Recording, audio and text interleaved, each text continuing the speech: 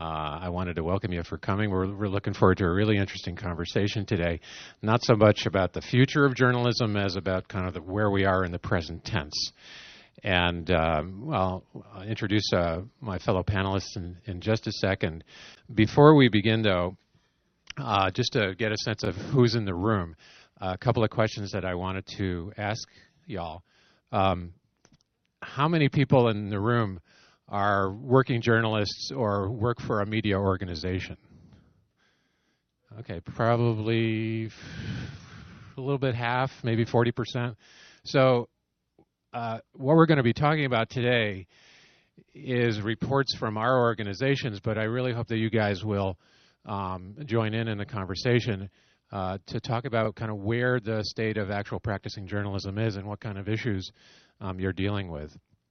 The other question I wanted to ask to everybody was if you were to think back, say, 5 or 6 years ago, 2005, 2006, how many of you started your day sitting at the kitchen table reading a print paper newspaper? Okay, and thinking about yourselves today or last week, how many of you started your day reading a print newspaper?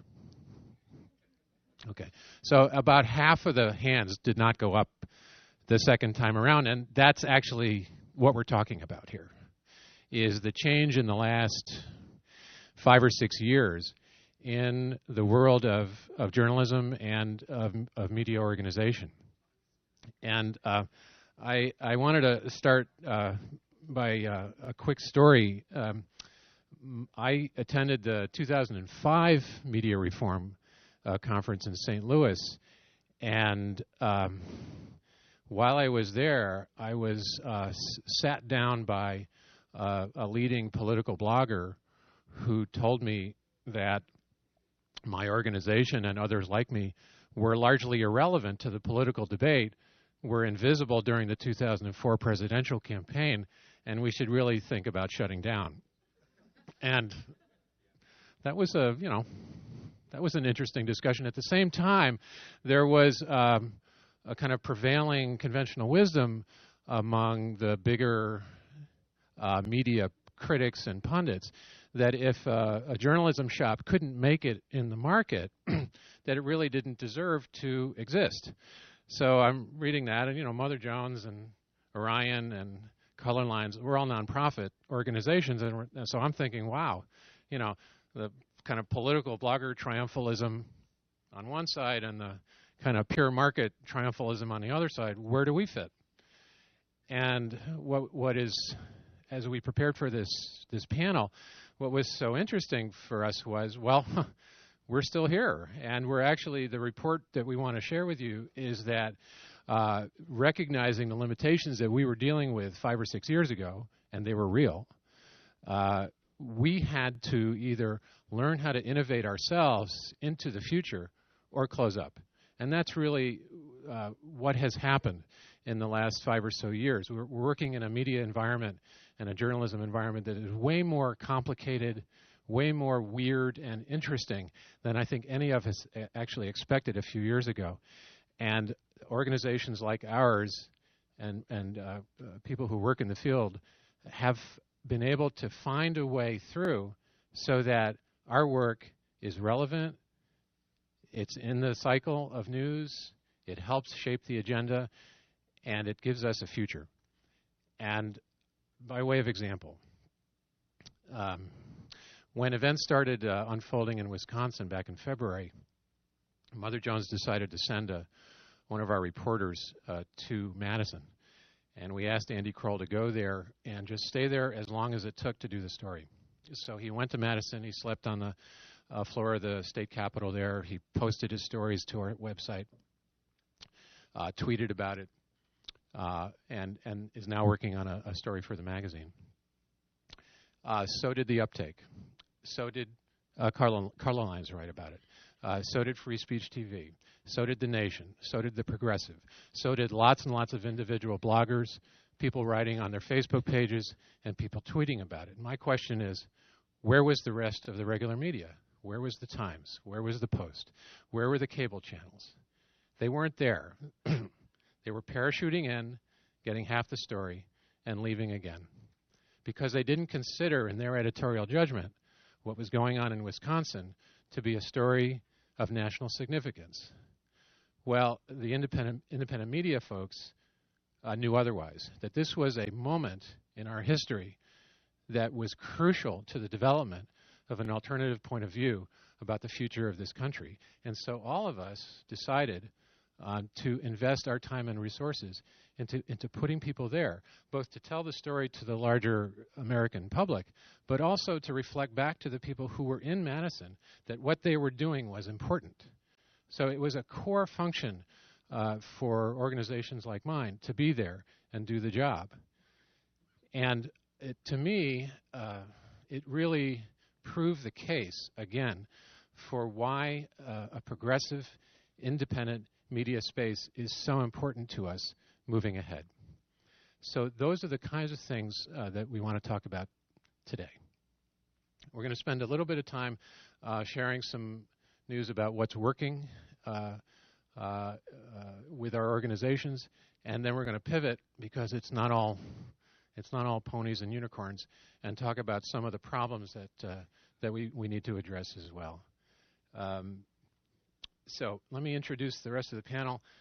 Jennifer Sahn is an editor with Orion magazine, based out in Western Massachusetts. Next to her is Wright, who's the editor for Colorlines. And then Bernie Lunzer is the president of the News Guild. So each of us will be talking for a few minutes, tell you what's going on. Then we're going to have a little conversation amongst ourselves and open it up to you guys. I realize that the kind of the setting of the room is a little funky. It's kind of hard to see people, and we have one mic, so bear with that. We're probably going to, when we get into the conversation, come out in front of the table and at least try to make ourselves a little bit more visible. When we do the Q&A, they're recording this session, so they'll be handing around the microphone. So if you can wait to speak until the mic is right next to your face, that would be really good. So Jennifer, do you want to start first?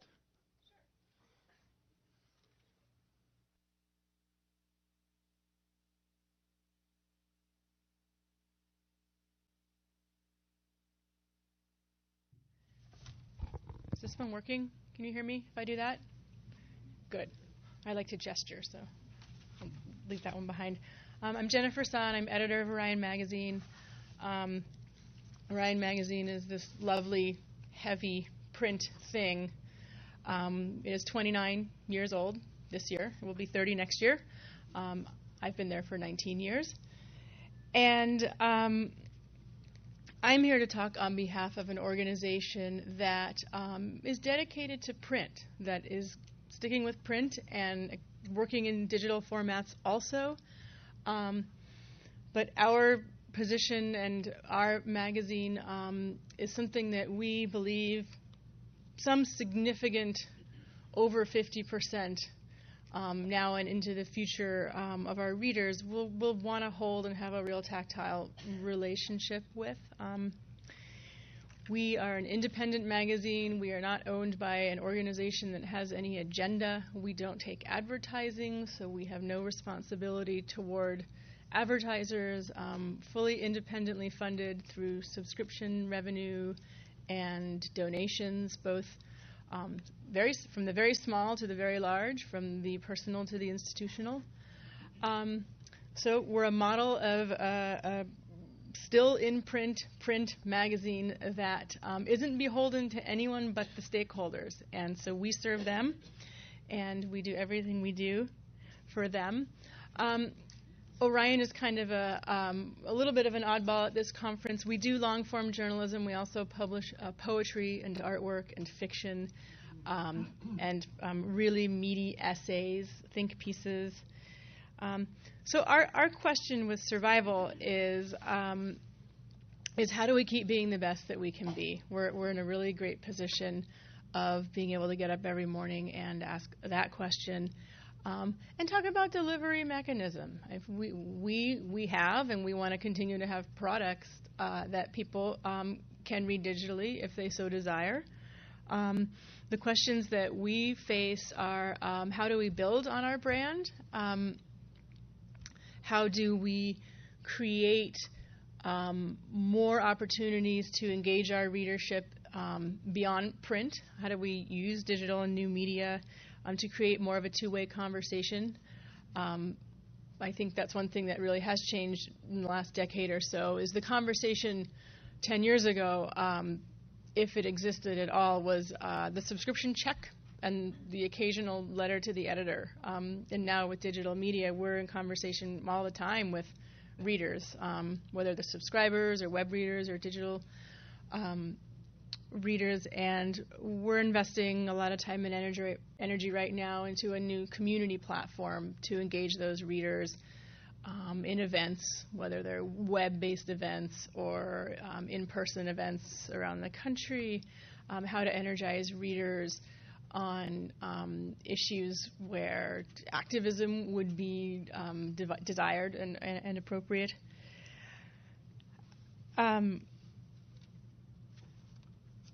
I think what distinguishes Orion in this crowd is also the visual side of the magazine.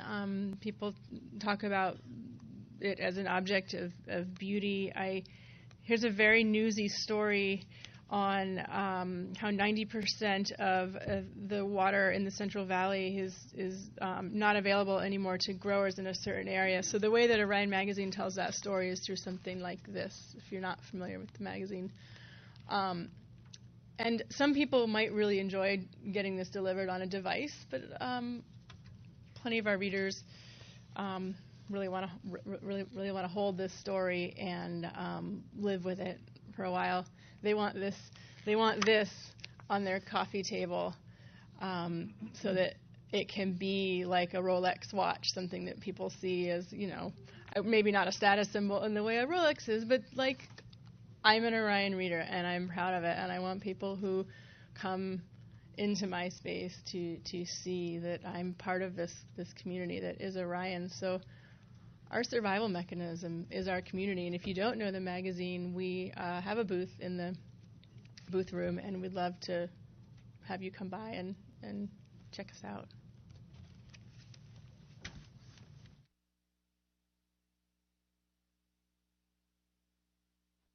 As we got ready for this panel, one of the things we discovered was that our three organizations had totally different takes on the balance between digital and print platforms. And, with Orion really committed to an audience that's based in print. In contrast, Kai is going to talk about the decisions that Colorlines went through to move off of print altogether and into a digital space. So, Kai? So good morning. Am I working there? All right.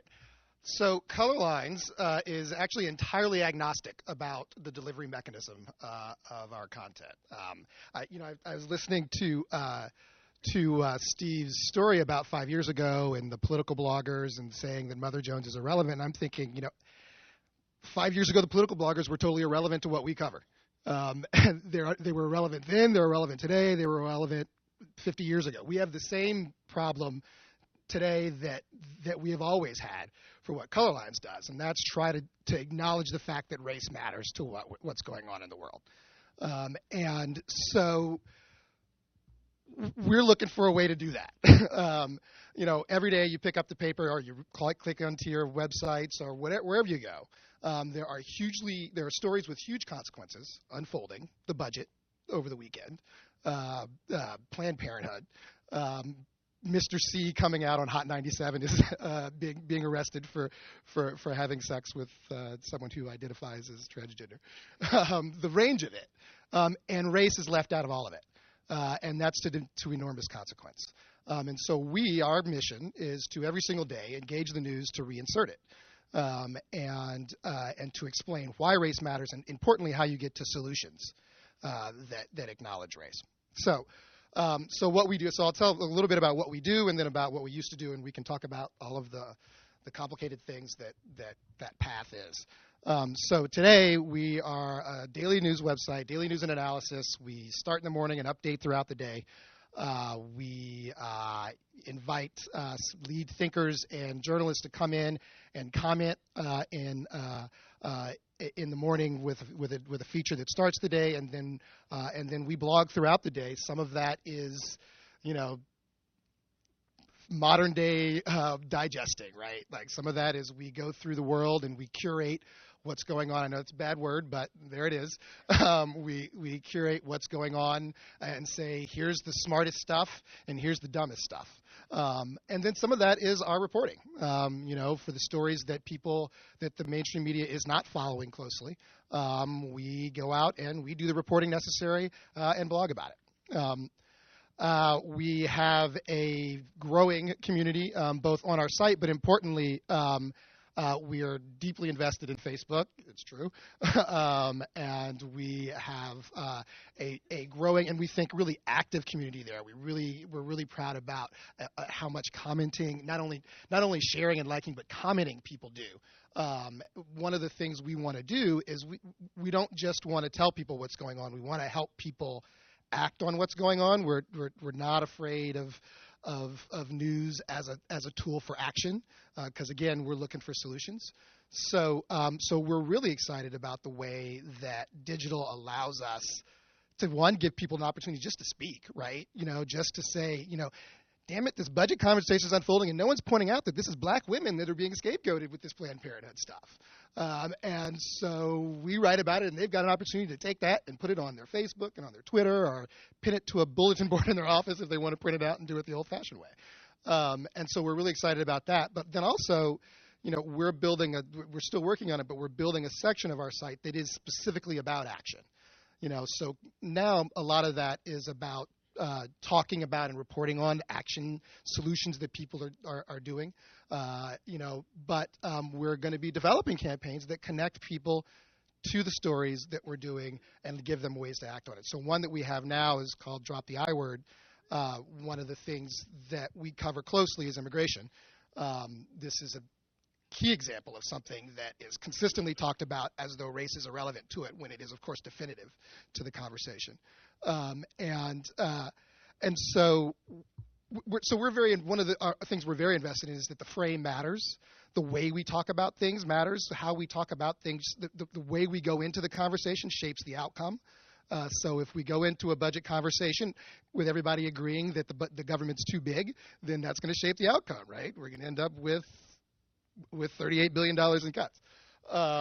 If you go into an immigration conversation saying that there's such thing as an illegal person, that's going to shape the way we make immigration policy. So we have a campaign that says, let's get rid of this word illegal in the mainstream media. Let's get rid of it everywhere. But let's start by getting rid of it out of the AP style book. Let's get rid of it out of the way that it is used in journalism, because that's shaping the conversation. So we're able to, every time we write about immigration, connect our readers to this campaign that says, hey, tell your local newspaper to quit using the word illegal. It's a racial slur. And so we're really excited about that. We have an active community. Digital allows us to both engage in the news cycle every day and make it active. And that's what we're doing today. Less than 12 months ago, we were a bi-monthly magazine. We're published by a think tank called the Applied Research Center, and it's really sort of a leader in the thought space in the racial justice movement. It does original research, it does training, and it's for 30 years played a role where it's connected to the grassroots groups around the country that are working on racial justice and helped think through the movement. And the magazine was really about recreating that thought space in print and sending it out to folks who really long, thoughtful takes. We decided that ultimately there was that thought needed to engage the news itself. And this gets us to what the political bloggers were getting at in their hubris 5 years ago, is that we had to engage the news itself. And so our switch to digital is about using the strength that we had in our print world, using the strength of this back of ARC and the thought leaders we have there, and bringing them into the news cycle. And that's really what our transition's about and what we're trying to do. So I'll stop there, and then we'll have an opportunity to talk about the challenges as well as the successes in that. Thanks, Kai. So one organization that finds its audience in print and a high quality print product that is really a loving kind of architected piece of work. Another organization that moved itself over from print to digital. Mother Jones kind of stands in the middle on this. We publish the magazine. It has 215,000 people who read it and pay for it, and there is an audience there that is consistent. It stays with us. It wants to feel that product and really live with print. But the real growth, the real forward movement for us over the last 2 or 3 years has been digital. And one of the key decisions that we made a couple of years ago was there were 2 decisions actually.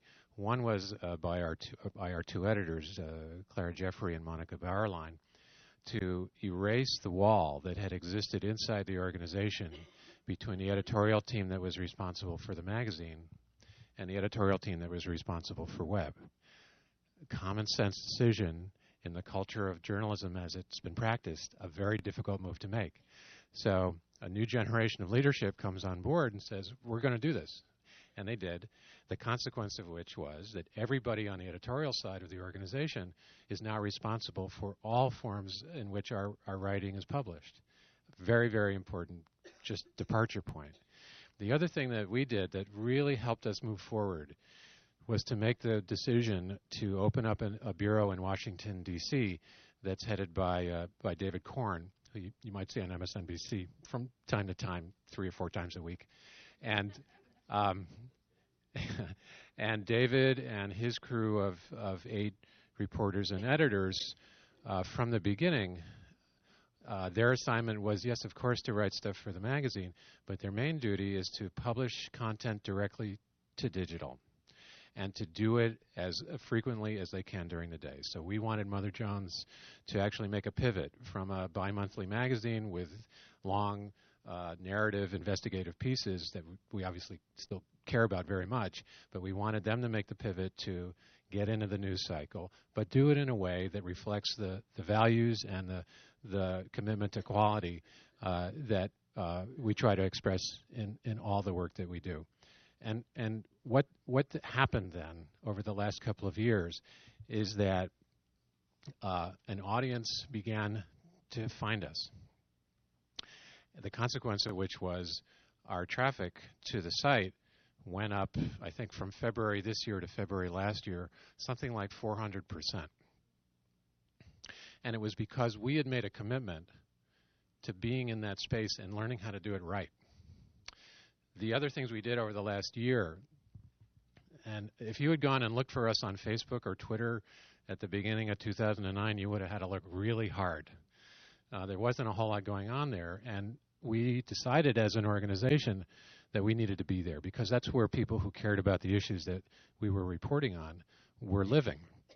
So we have an intern, actually, who is the voice of Mother Jones on Facebook and Twitter. Her name is Anna Pulley, and if you see the Mother Jones main tweet, that's who you're talking to.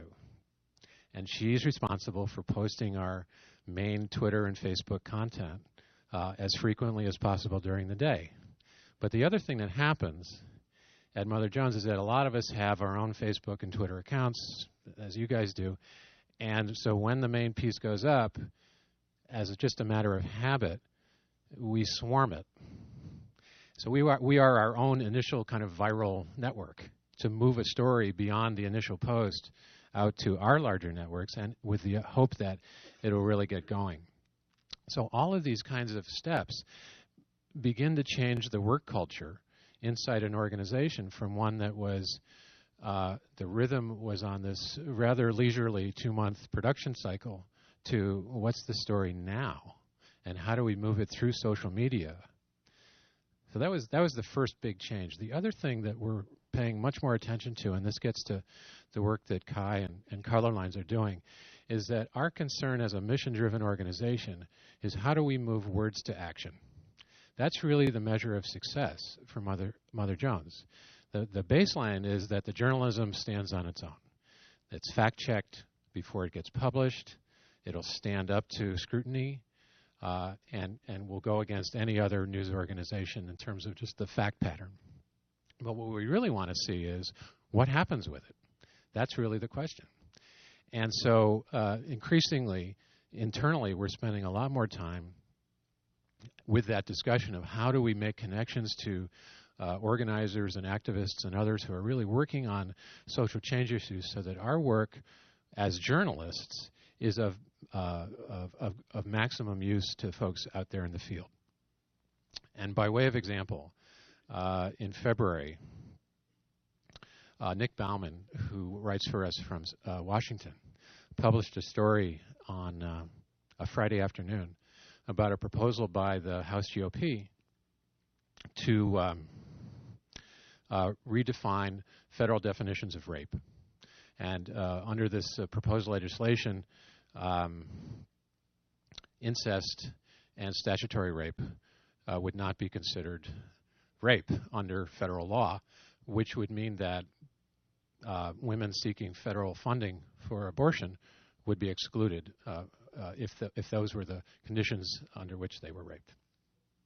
Okay, so he writes this story and goes home. And then later that afternoon, a woman writing as Tiger Beatdown on the web writes this post on her blog and says, you know, I was ready to have a really great weekend, and then I read Nick Bauman's story on Mother Jones, and it's pissing me off, and I have to do something about this. And she started herself and with other young women activists a viral campaign with the hashtag Dear John, to John Boehner, to tell Boehner to take the language out. And that went, it exploded over the space of the weekend. The consequence of which was it made enough noise so that some of the larger women's organizations picked up the campaign, NARAL, Emily's List, Planned Parenthood, and so on. It jumped over into the regular media. There was a news article in the Washington Post. New York Times editorialized about it. And so the noise level got high enough so that Boehner and the House GOP leadership had to respond. And although it's a terrible law, I mean, it's still in motion, but that particular language was taken out. So we've seen this cycle many times over where a small organization that is linked into this larger network of distributed activists and other media shops, if we work it right, we can kind of tilt the whole network in our favor and create the momentum for people to actually change things. And so what we're thinking is that's kind of our highfalutin theory of change at this point, is that like that's how we should roll. That's how we should do our stuff. We can be journalists, we can do our job, we can be better connected, and we can recognize that we live within this what's his name, Yochai Benkler calls this distributed fourth estate. That's where we are. And it's a very, very interesting moment as journalists to see ways in which we can move that leverage that network for social change. So those are, for Mother Jones, those are the really two big developments that we've been thinking about a lot recently. One on the switch, the transition from print-led to digital-led, and the other is this question of words to action. It's a very exciting moment, and we're not alone in this. There are a lot of organizations who are going through the same thing, a lot of people thinking about this. So that's sort of the good news side of things. And now I want to bring Bernie Lunzer up to talk about the not so good things. There's actually he's got just before we got started, he mentioned a really interesting initiative that the News Guild is taking with regard to WikiLeaks that I wanted to make sure that he also told you about. So, Bernie, with that set up. Yes, Steve actually said first we'll have the positive stuff, and then we'll have you. But having said that, I'm optimistic. I think that when people are able to look back at this crazy moment in time, they'll realize that there was a lot of potential in this moment, and it really comes down to what it is that we do with it. And it has to be all of us deciding what it is we do with it. The quick news thing is that this week the National Labor Relations Board said that Reuters' social media policy was illegal. They had warned our unit chair at Reuters that she could not tweet about how she felt about the company. That, an organization like Reuters shouldn't have to be reminded about free speech, but apparently they do. It's a positive development. It's not just for union workers, it's for everybody, and that was a good development. The other thing I draw your attention to is we had signed off on a letter. If you go to WikiLeaksOpenLetter.com, you'll find an open letter on why we think, along with a number of other organizations and people like Daniel Ellsberg, that WikiLeaks does indeed have a right to publish the information they've been publishing. It's a difficult issue. It's the issue of our time. There's going to be a lot of debate, but we think we need what WikiLeaks does, and obviously there is a direct correlation to what happened with the Pentagon Papers. And if you remember, media was very much on the side of publishing the Pentagon Papers. So this current moment, let me take a Samuel Johnson quote. When a journalist knows she's to be hung in a fortnight, it concentrates her mind wonderfully. It has been very bleak for those of us that work in legacy media. But what it has done is it's created a group of people that were originally journalists that were a little bit cautious, who now understand that the future of journalism is in everyone's hands, and especially in their hands, that we can make a big contribution to what comes coming forward. On that level, our people have risen to the challenge. They've become activists. We are seeking changes in the law. We're trying to promote more nonprofit models. So you'll look at, for example, at Senator Ben Cardin's bill to create more nonprofit newspapers, more ability to do that. We're promoting what's called the L3C, which is the ability to mix for-profit and nonprofit. And then within we've been pursuing alternative ownership inside of legacy media. Here's the fundamental problem, is that as legacy media, as that broken model starts to fade, where does new media rise up to meet it? And so far, really, the jury is out. I think that the fear is that there's going to be sort of a dark ages somewhere in the middle. There are the people that are the creative destructionists that say, just let the market sort it out. The web is wonderful. The invisible hand will take care of it. Actually, there's some fairly progressive people that are in that camp that really should know better. I consider myself a creative constructionist, that we have to be creative and experiment, but we're going to have to actually go out and create some of the future through law, through activism, through other things. Within the Guild, two examples that I think are positive that I want to draw attention to. One is in Portland, Maine. Actually, it's Portland, Augusta, and Waterville, where we helped create an employee stock-owned entity. Sadly, we're restricted to 15% ownership, but when the management came to us and said, we have got to cut wages, we've got to do a number of things, we said we want buy-in, we want a real stake. That is a bold experiment going forward. The jury's out. That started in 2008. We think it is very interesting and worth looking at. Second example is in Puerto Rico, where the English paper went out of business. We started a worker cooperative and came up with the Puerto Rico Daily Sun, which is still publishing, also started in 2008. These are just tiny examples of, I think, important things. We're worried about the loss of local journalism, local coverage, and investigative coverage. We think that two of the most important things, especially for local coverage, is to try to tie news organizations back to the community, and we think employee ownership does that, and also to give people a stake. It's sort of like it's like the startup, where people feel they have a common purpose. When there's shared equity, we think worker buy-in is huge to the fate of the news products. There are, of course, as you know, there's great experimentation on the digital side. We represent Truth Out. We do have a number of websites that are part of our universe, but there are, two websites I think that are worth looking at: MinPost and Voice of San Diego. We don't represent workers there yet, I might say, but I think what's interesting there is they are nonprofit models. They're not trying to go out and turn a huge profit. They're membership based, and they're kind of doing it one step at a time. It's important to note that they do not pretend that they're going to replace the current news organizations. They're trying to supplement the current news organizations. So, we're looking for every model. We're agnostic about platforms. You can debate the platform thing all day. I don't think print is ever going to truly be gone, but we're not tied to it. What we do believe at the end of the day is that people that write for a living, first of all, that we need people that write for a living. Emily Bell, who could not be here today, said in the WikiLeaks piece yesterday in the workshop that there is still a place very much for professional journalism. And as I say, people that write for a living, people that create, photographers, etc. And I think that gets lost on some people. There is a place for that, and we have to safeguard that, and we have to fight for that. The other, we have the fading legacy media, which is basically cutting the rug out under the value of our work. And sadly, some of news media, the new media that is being praised, so-called new media, is also devaluing our work.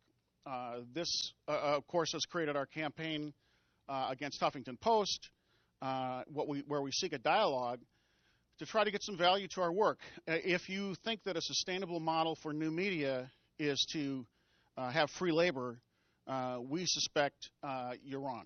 That is not sustainable. And so,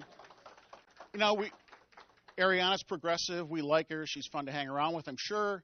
But she needs to sit down and talk with the community and figure out a framework for how we go forward. The point of all this is that all of us have this role. Our journalists have taken on the role. This last week, April 4th, labor across the country stood up for workers' rights.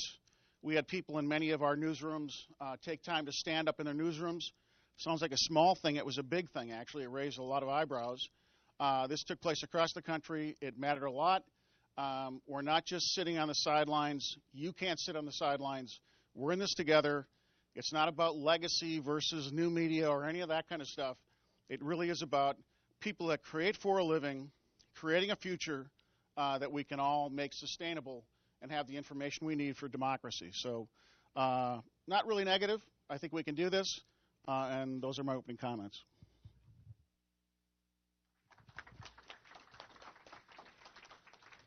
So we're going to have a couple of minutes of conversation here, and then we'll open it up to everybody for questions. But Bernie, I was wondering if you could go in, drill down a little bit more deeply into the freelancer challenge against HuffPost, and kind of what's the deal here? What's going on? I mean, we have our stuff posted there all the time. Are you telling us don't do it, or what? Yeah, what we've done currently is we've been asking people that do blog and post there to not post there until we can get a dialogue with Ariana. We're not naive. We're not crazed. We don't believe that the next day everybody's going to get paid $1 a word or whatever, or anything like that. But we do think that Ariana is someone who is progressive, who does get behind other causes. We think she should get this. She should understand this. And she should sit down and talk, not just with us, but with other folks, and try to figure out a framework. To kind of make it a little more narrow, there are a number of people that post up there that are PR people or that work for other organizations. Free Press, for example, posts on Huffington Post. We're not trying to get money for those people. They're getting paid by somebody else. But we know that we need people that write for a living. And also, I want to include photographers in that, information gatherers. Those are the people we're concerned about, and we think that we need that dialogue. Yeah, go ahead, And at the risk of sounding flip too, like I'm not really sure what anybody gets out of posting on Huffington Post. Frankly, I don't know what I get out of it. I don't know what we get out of putting Colorlines content on it. Most of it's buried. Most of it's just so they can pump up their Google searches. I'd much rather have my stuff on the Facebook page of somebody who has a key network that's going to be people who are going to read our stuff and do stuff about it and actually care about it than I would be buried down in the Huffington Post so that they can get so they can have enough headlines to support their free labor model.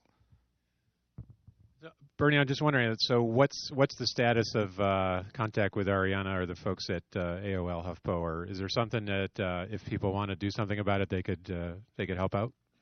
Yeah. I mean, I would ask all of you, and there probably are people here in the audience, several that do use HuffPo. I mean, I know a lot of people like it as a perch. There's a reason why it has some value. although I lean your way, Kai.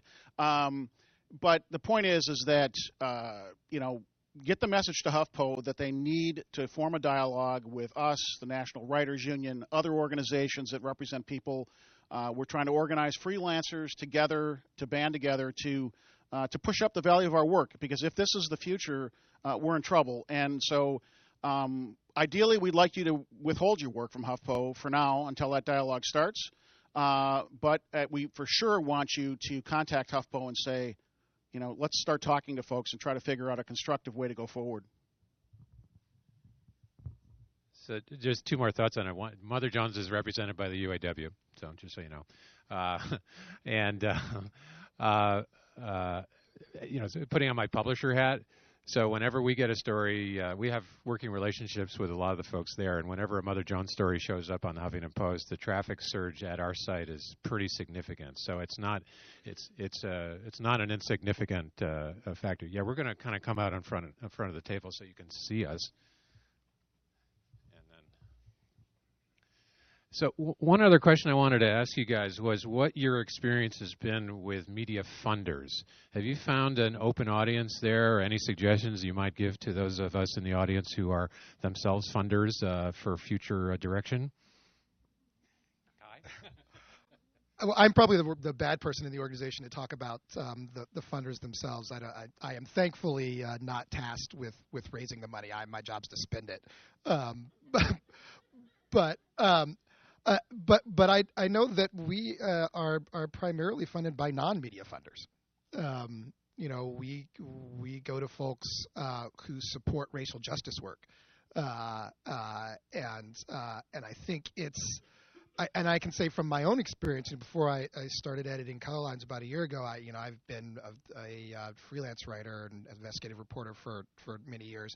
I can say from my own experience, it's difficult to get media funders, people who are interested in funding journalism, to be interested in either independent press of any sort, but particularly once you slice it down to start talking about, well, I want to talk about I want to talk about racial justice, I want to talk about sexuality, I want to talk about some of these issues that sadly aren't sexy, and they're not terribly interested in that, and so I think it's an uphill battle. Our experience has been, can you hear me? Has been sort of similar with Orion, which is a very literary and arts-based environmental magazine, and the environmental funders will say, oh, this is too literary, we don't fund literature, and the literary funders will say, well, this is environmental, this has an agenda, we don't fund anyone who has an agenda. So we just strike out on both sides there with the big institutional funders. So a lot of our funding is private money, and we're really lucky in that we get a lot of institutional support, but when it comes to support for particular big ticket stories, we really have to pound the pavement every time we want to do that. Our budget supports our 6 print issues and our digital efforts to broadcast those and build off them with audio and audiovisual extras. But if we want to send somebody somewhere, we've really got to raise that independently every time, and it's a struggle. We know as we try to pay attention to the startups, the digital startups, and try to understand what's going on out there. There is a fair amount of grant money rolling around. I don't know that there's enough.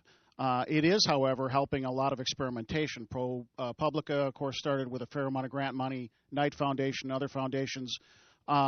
So I think people need to, they shouldn't assume that they can't attach themselves to that. But it's important to recognize it's just a short-term solution.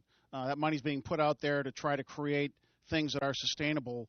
It does get pulled back at some point. So it's a difficult environment right now, especially you have to remember that when capitalism failed in 2008, it took a lot of revenue out of the system, including for foundations. So the money game is sort of a cynical game, too.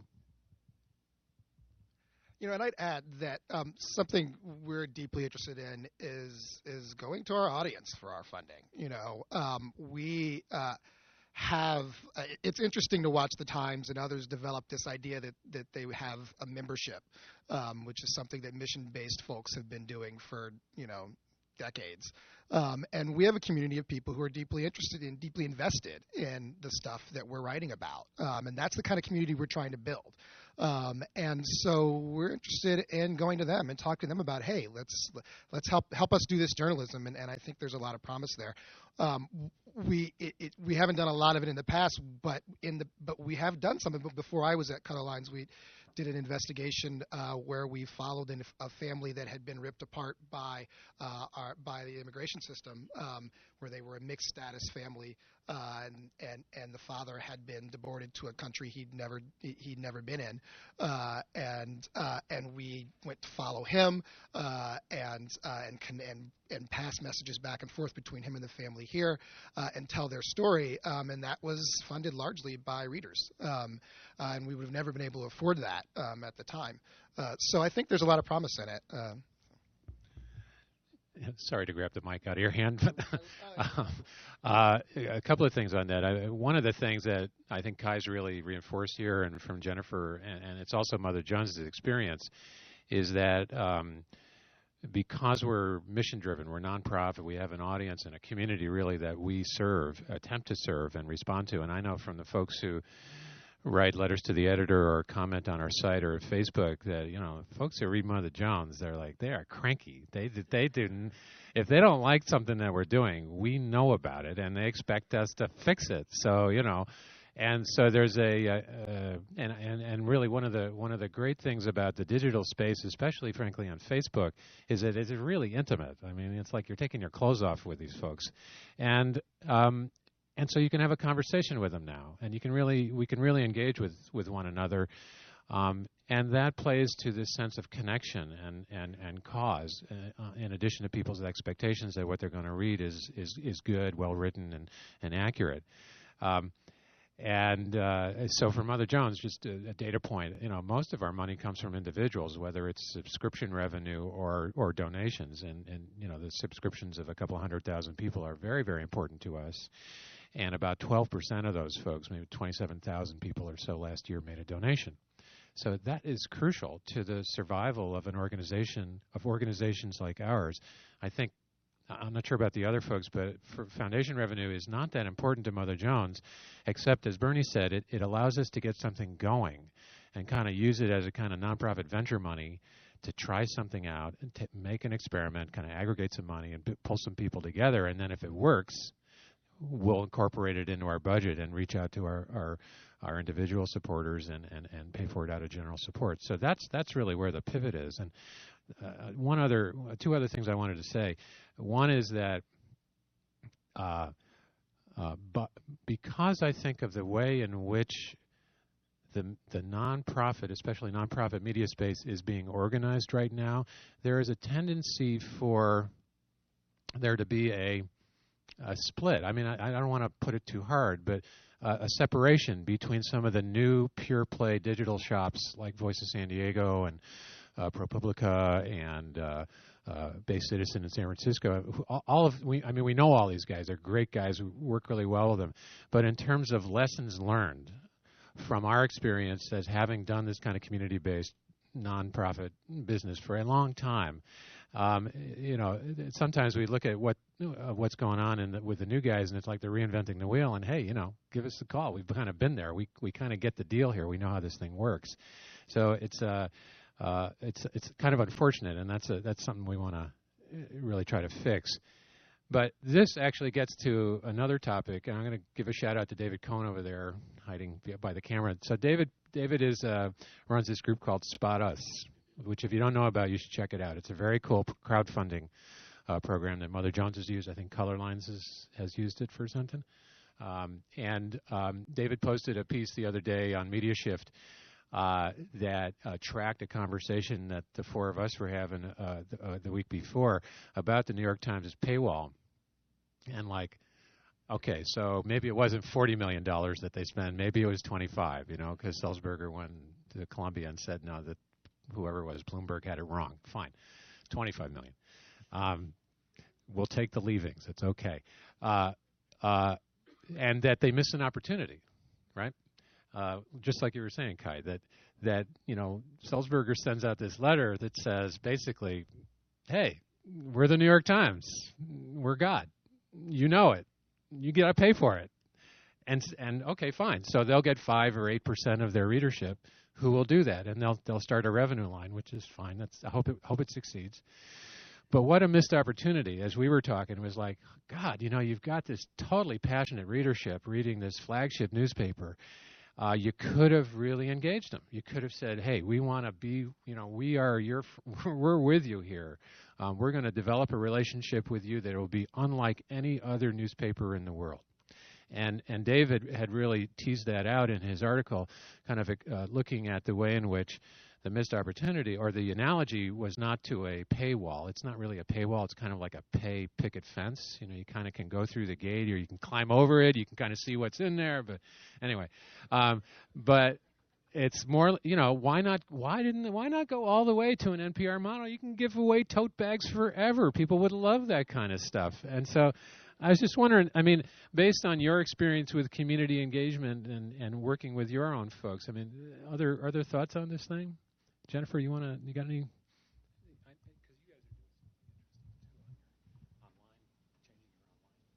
Yeah, well, I feel like we've been user-supported always, and we wouldn't exist if we didn't, and that's been the identity of us from the beginning. And I think we were lucky in when capitalism failed in 2008, as Bernie said, that we didn't lose a huge chunk of advertising revenue like almost every other magazine, because we never had advertising revenue. So we didn't have those. We didn't shrink, dramatically in page count, and we didn't lay people off, and we didn't go through any of that. We had a staff meeting that day where people were sort of tracking the crash on their little devices, and there was just this incredible sense that this is our moment. This is Orion's moment as a magazine that's about change and community and economy and sustainability and environmental health. What could be more important than a truly independent, user-supported magazine that is dedicated to those things? And we really leveraged it with our fundraising, and we have a really, really wonderful development director who twice a year makes every single staff person stay late into the night, and she feeds us, and she gives us all call sheets, and we call donors and thank them personally, from the editor-in-chief and publisher down to the interns. And it's a really wonderful thing. I've lost track of the question. Am I answering the question? Got so excited about your readers. Quick.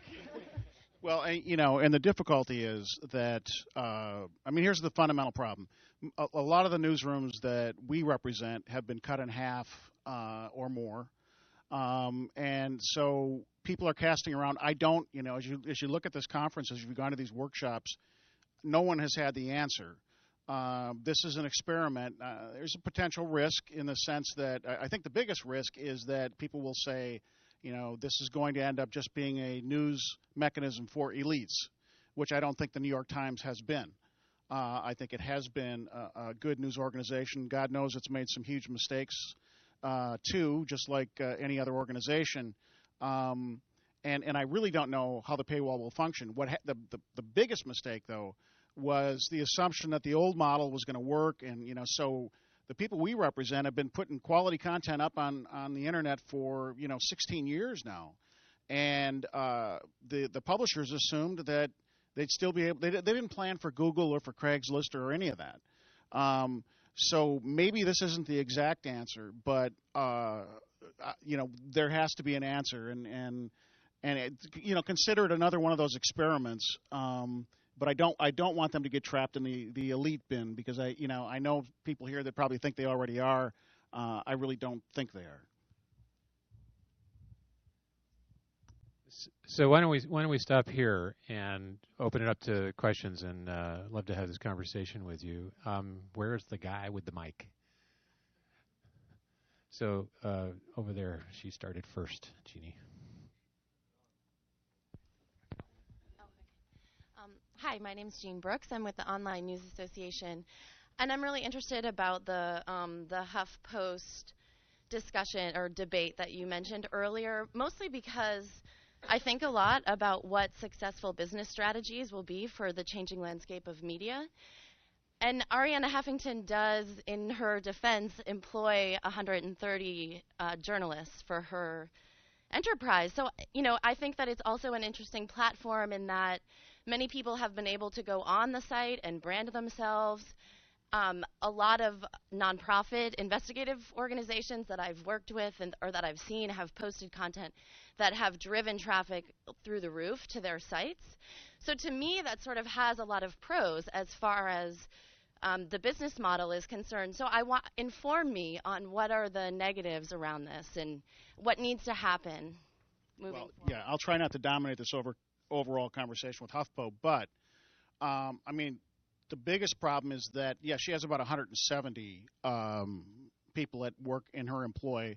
And actually, we think a number of other people have actually worked in her employ but not gotten paid. The problem with it is that it does assume that there is a great body of work out there that is free. And, I think Ariana has done a great job of exploiting the moment. This moment where legacy media still exists and new media is starting to be built up. So it is interesting. People want to be there right now. It cannot survive. At some point, if those were the models that succeed, there won't be anything left to aggregate. Which has been a big part of what Ariana does, and I always felt she over-aggregated, by the way, stole more of the story than she should have. But, at the end of the day, it comes down to this. Writing has a value. And those people that write for a living, that, they have to eat. And so we want to talk with people like her. She's got 8,000 to 10,000 people in her stable of, I guess, regular, whatever she calls them. And, within that group, there are people that actually need this for a living. And, maybe they can go out and do this and then write a book. That's not going to last forever. It just won't. Not sustainable. I just want to throw in that, to put a finer point on my what do I get out of it point about HuffPost earlier. HuffPost, New York Times, whatever it is, how often do you see something about race on the front page of HuffPost?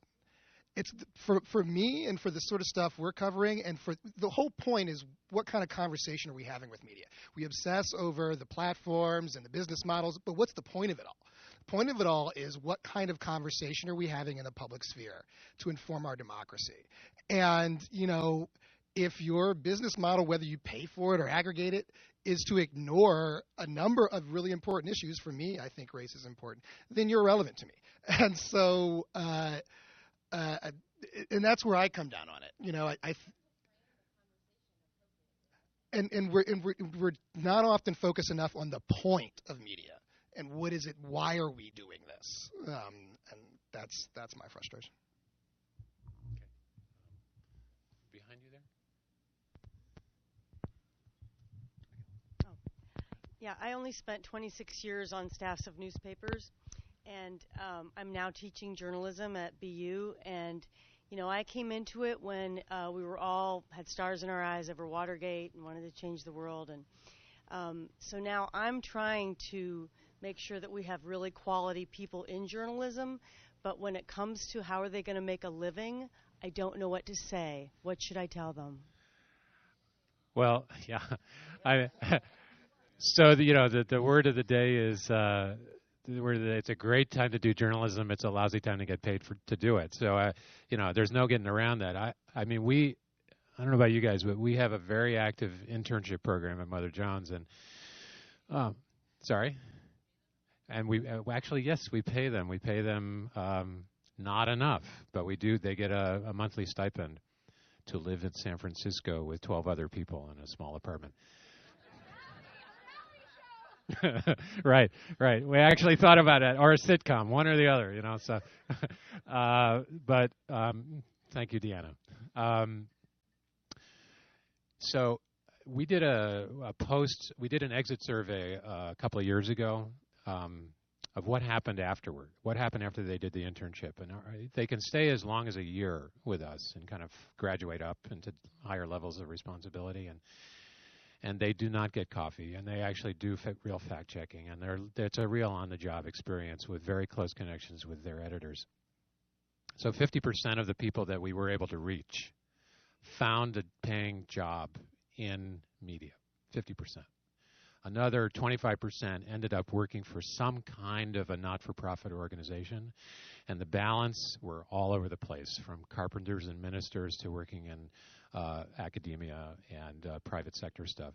So my sense from seeing the people who have come through our shop after having gone to college and probably, gone to J school or actually worked at other places and done this kind of serial internship thing that kids have to go through now, which is crazy. There's work. There is work out there. It's not easy. A lot of times you're scuffling to assemble, a couple of gigs at the same time and figure out how to cover get health insurance through it. So it's not a pretty picture, but I'm seeing our folks, get work and find a way through it. So I would really, I just think it's so exciting right now. As long as you don't have to worry about making payroll, which is not their job, it's my job. It's so interesting what's going on that it's like dive in and see how it plays, because man, there's great stuff going on out there. So that's part of what I would say. I'd add to it that and this isn't going to be helpful for everybody. There are fewer jobs. I mean, Bernie can speak to this, but it's a smaller industry than it was. But I think that for young people coming into journalism, they're going to be forced to think about journalism more broadly, right? And I think that's good, right? Like, it used to be that you just got a newspaper job, and you got a corporate journalism job, and you did corporate news, and that was secure for you. And there's fewer people that can do that, and there are a lot of people did that who didn't want to do it in the first place, but that's all they could find. And so now it's more about thinking about what is journalism. And what are the different ways that I can produce journalism? Is it just covering the news for the New York Times, or is it is it working for any number of nonprofits? If the idea is that I'm supposed to go out, report the facts, and tell stories about things that are relevant to society, there's a lot of ways to do that. And I think we have to think more broad. All of us, both young people and those of us who have been doing it for a while, have to think more broadly about what is journalism and how do we do the thing that we're trying to do. I'd like to sort of build on that just a little bit. As sort of having started off by taking more of a traditionalist role, I think the really exciting thing happening right now are all the sort of infinite different possibilities for storytelling with new media. I mean, what is the new journalism going to be, and how many different levels is it going to work on? I mean, print is just a tiny piece of that now, and that's a really exciting time, for us at our magazine, thinking about branding, how to extend our brand into these areas. But to be the people really being the content creators, thinking about the modes, not just of selling that content, but of creating it. The actual creation point of the content is exciting, and it's amazing to see what's happening in books right now with all of the bloggers getting really big book contracts, all the self-published books now getting bought by the big, 5 publishers, and the entry points for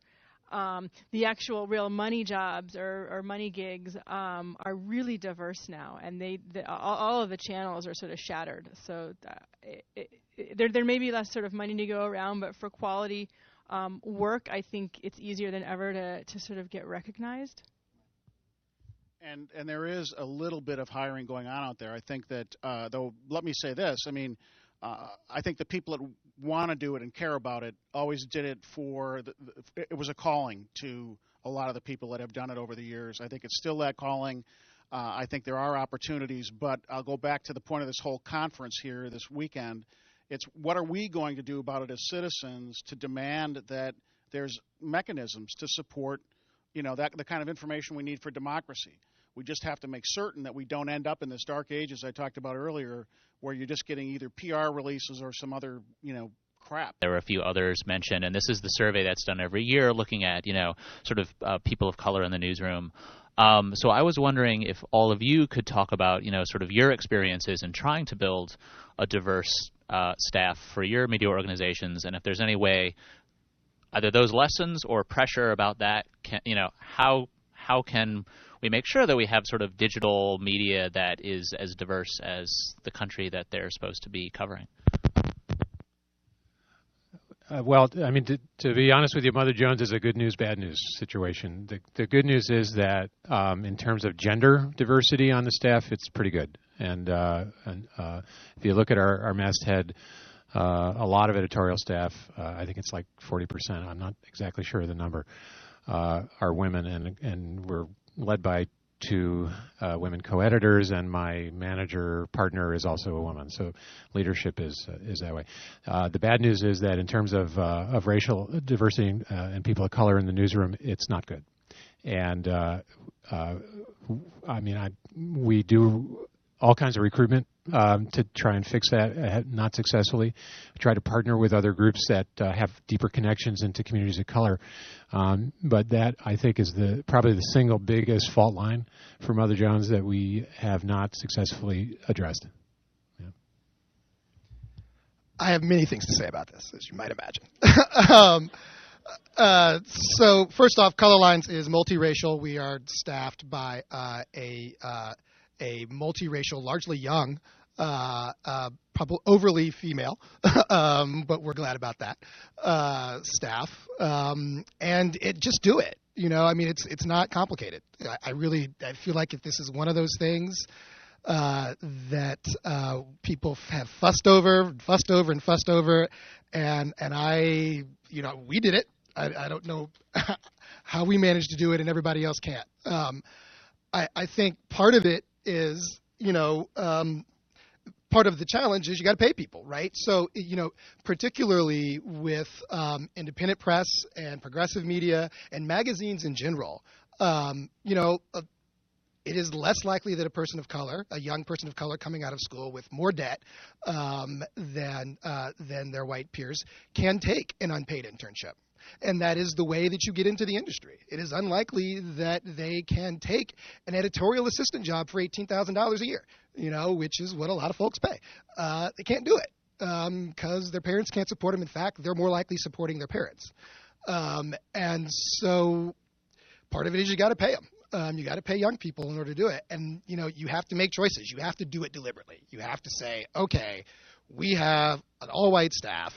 Here is an opening. We see 2 qualified people, and one of them is white. We are not going to hire the white person. We're not going to do it. You just have to do it.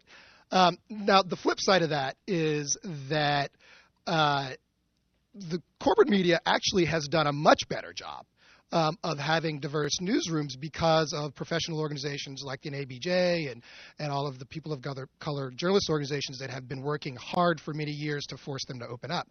But the challenge remains, again, you have to. It's not just about who's there; it's about what you're covering and how you're covering it. And so, if you fill up your publication with people of color, if Salon is colored folks from top to the bottom, and they're still ignoring race, and they're still going on with the same coverage, then who cares? So I think it's important not just to talk about the diversity, but the outcome.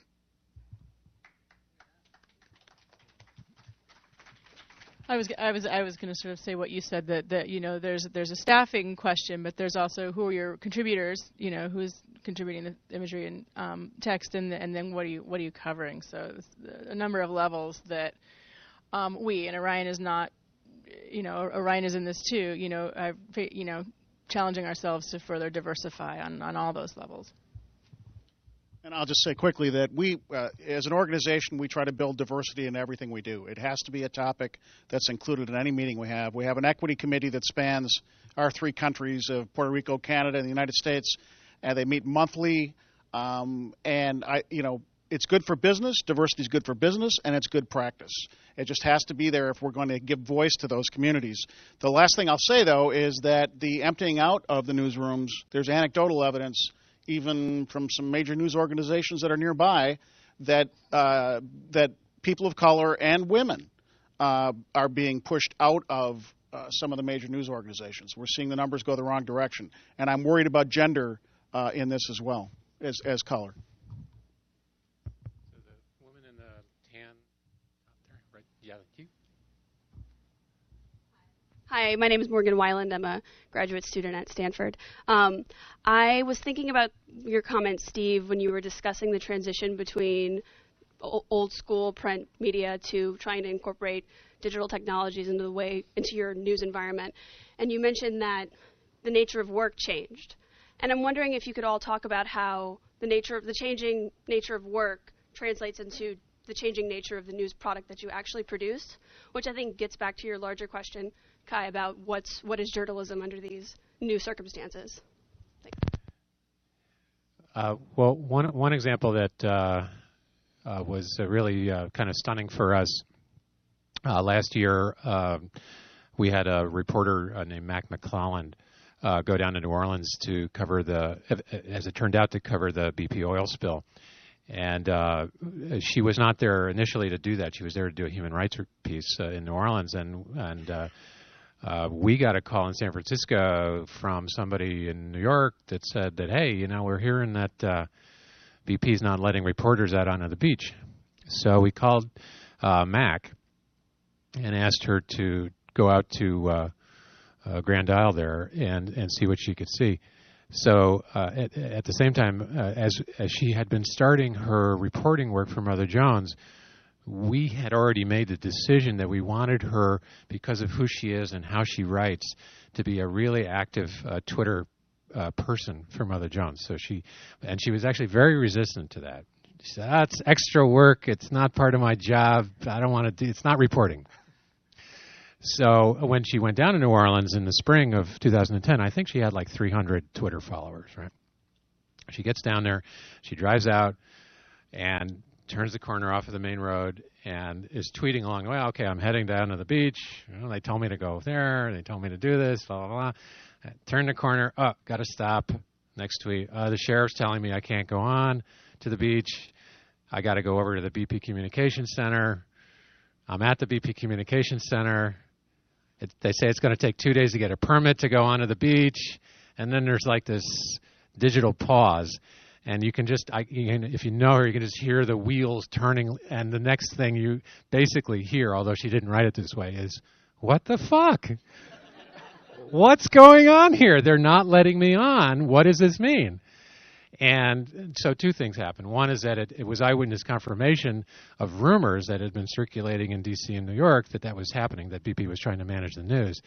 And two is that. So she went back to New Orleans. She got a friend of hers. She rented a couple of kayaks. They kayaked out to the beach. She took her iPhone. She took pictures. Look, oil, And then she stayed there on the coast for the next 4 months and covered the story with staff of ours based in D.C. and San Francisco, and also collaborated with lots of other media groups who were looking for angles into the story. So the point that we found out was, and she did this several times again in much more difficult settings later in the year and into 2011, where Twitter became not just a messaging tool, like not just a distribution system. It was actually her reporting platform. And out of Twitter, out of these 140 character bursts, she was then able to assemble blog posts that she posted onto the site, and then turn those posts into a full-length story that was published in the magazine. So it completely reversed the workflow. And I mean, it's kind of geek heaven here. It's like fascinating to watch what happens when you go to kind of real-time or live-time tweeting as a reporting vehicle. And I don't know if Andy Carvin's in this here, but the stuff that he's doing on Middle East reporting is just a stunning extension of that. And his ability both to do direct reporting and curate the content and use Twitter in that way is Andy Carvin, C-A-R-V-I-N. With NPR. And I think what we're seeing is a reinvention of the tools that journalists use to actually do their storytelling. So that's ours. I'll just speak to that a little bit too, slightly differently. When Orion met to talk about the Gulf spill and how what we could do on that, our decision was kind of an opposite one for the same reasons, though. We knew that there would be people on the ground there getting stories out very quickly through electronic media. And we knew right away that we didn't have the funding, to get the wheels turning quickly enough to do that kind of story. So we immediately focused on what is the long-term story here and who's going to tell that well, because we won't be able to get this story out until the fall. And so we started with that. We picked our writer, Terry Tempest Williams. We sent her there at the end of the summer. We sent her there at the end of the summer. And this is a writer who writes about beauty amid destruction, and really lovely writer and thinker. And the story she came back with was the story of after all the media had gone and was declaring there was no oil. There not only was oil, but people were really sick. And most of her story was meeting with people who were really, really ill from the poisoning from the dispersants that had been sprayed from the air and, drifted over the coast. Some sightings of them having actually been sprayed over the coast, over the bayou communities. So this was the story that we got, that we were able to publish basically on the 6-month anniversary of the spill. So as a bi-monthly magazine that is totally uncompetitive in the sort of daily news cycle, we suddenly had a story that all of the electronic media who hadn't prepared a 6-month anniversary story wanted. So we got our writer on Talk of the Nation and Democracy Now! and all over local radio stations and media because we had engineered a story to have a longer timeline than most stories do now. So that was an interesting twist on that. I'll just mention, too, that, and this is common sense, and they say, it's not always that common. Skills training is just got to be there. If you can't get it from your employer, you're going to have to find other ways to get it. It would come as no surprise to all of you that those people that have just very focused, even sometimes very good abilities, they're being pushed out. It's just a fact. I think a lot of the J schools are doing incredible work in training multi-skilling people.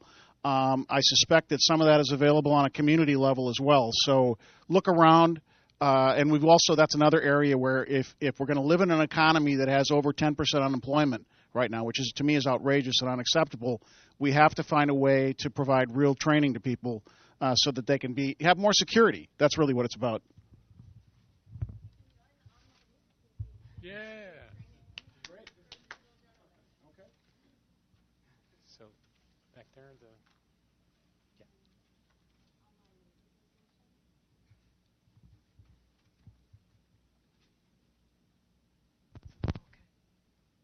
My name is Peggy Bogart, and I'm actually a proud member of the American Postal Workers Union, and nervous, silly.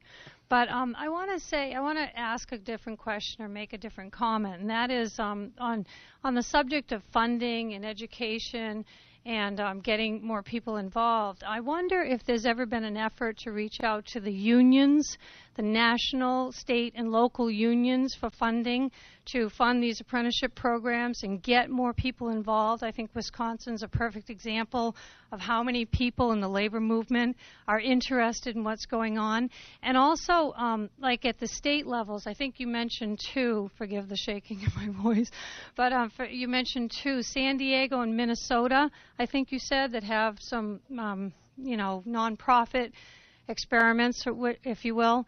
And by the way, thank you for mentioning Portland, Maine. That's where we're from, Portland, Maine. And, they do have 15% ownership, which we're very proud of. But, I think at the state level, yeah, Bernie, I'm sorry, I'm talking more to you and Steve. At the state level, I'm on the executive board at the AFL-CIO, and I constantly harp on the need to better educate our members because they are concerned and they are interested and they're very active. And so I wonder if there's some sort of an effort to reach out to get some money from national unions and also the investment and the time and the people needed to get us involved in journalism and, activism on that front so that we can keep this going in a friendly way, a progressive way. Right. Well, I can speak for my parent union, CWA, both the News Guild and our sister sector, NABET. We've done a ton of free skills training in the last 3 years, primarily video training, but we're able to do other things that are needed in the industry. And we're also, by the way, providing that to people that come in as freelance members for a pretty low fee because it's just really, people want it right now. Should there be more? Yeah. I mean, some unions like the laborers, they live on that. They have centers. The Maritime Institute is put together by the maritime unions. The problem is in the broader culture right now, this should be readily available. It just should be there. and I don't see it in the broader culture. And maybe I'm not looking hard enough. Just a couple of thoughts. I mean, we haven't actually approached the unions for money, which is sort of an intriguing thought, actually. I'll give that a try. There's a lot of crossover in terms of conversations about news issues and coverage, and then the other, and we haven't done this, but working with the ILCA, the International Labor Communications Association, which is all the kind of publications that come out of the union movement, would be actually a good place to start. So you just reminded me that was on my list of things to do last year, and I better get on it. So thank you. Thanks a lot. By the way, we were just as nervous as you were, so don't worry about it. So, yeah, right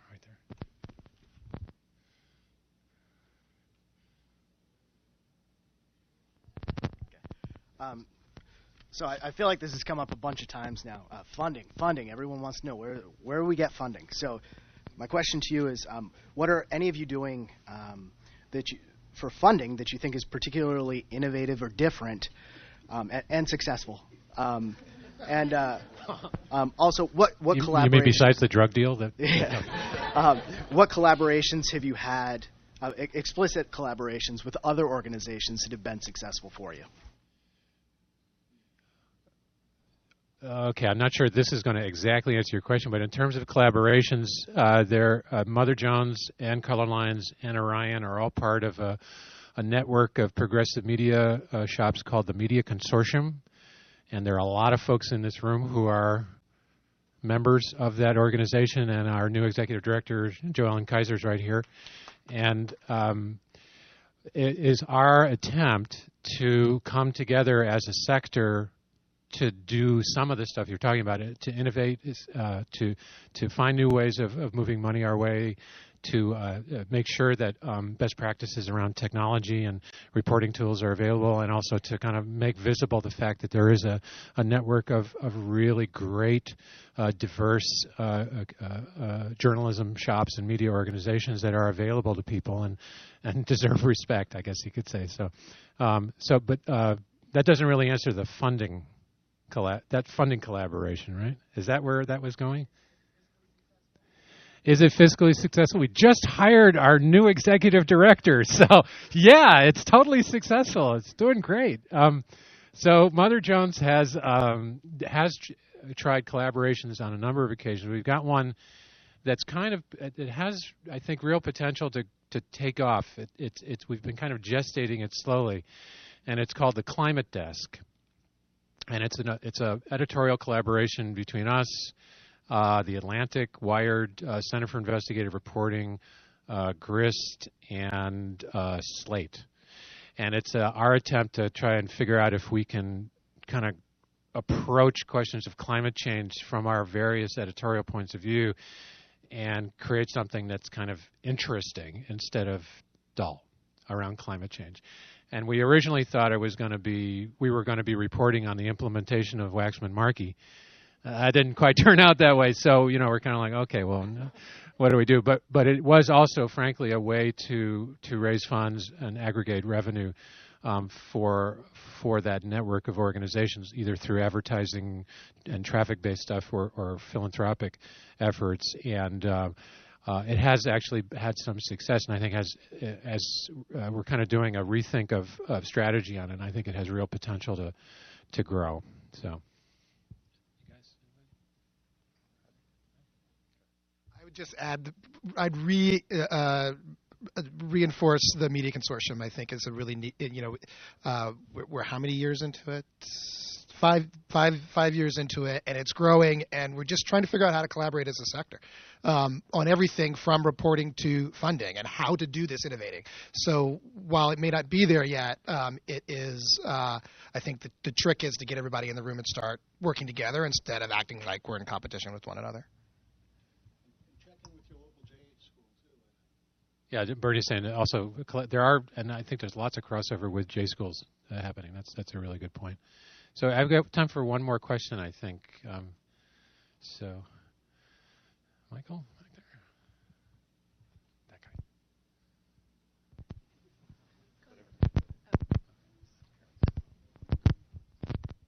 I have so much a question. I actually just wanted to use this as a time that maybe we could connect to each other, because I see a lot of us live tweeting from here. My name's Jessica. I do social media for Democracy Now! And as an old school journalism organization, I would be very interested to meet up with other Facebook people or Twitter people for your organizations and just meet each other. Maybe we could just chat about how it's going, what our strategies are for taking our organizations into social media, and what's been working for you and what's not working for you. So maybe we can meet for lunch. And in that same vein, if anyone has questions about the Portland experiment or employee stock ownership, we have both Chris Mackin here from Ownership Associates, which is based near Harvard in Cambridge, and Tom Bell, who's the president of the Portland Newspaper Guild. And their story is quite interesting if you have any more kind of questions for them.